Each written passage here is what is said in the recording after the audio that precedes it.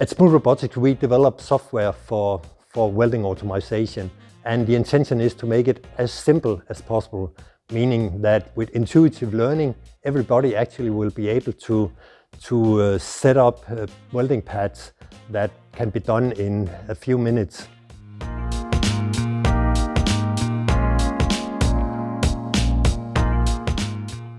One major topic is the working environment.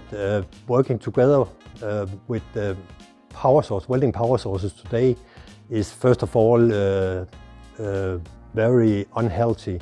There are toxins in the air, but working together with a robot, it's possible actually to move away when all the welding takes place, so you will not be affected by all the toxicity in the air.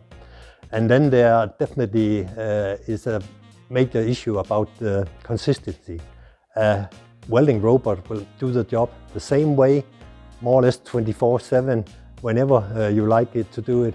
It will be the same quality morning, evening, and you always can rely on the welding. And again, the uniqueness of SmoothTool, that it is extremely flexible, it's very agile, makes it as simple as to use as basically using a smartphone. So everybody will be able to join welding automation and be up running in a very short time.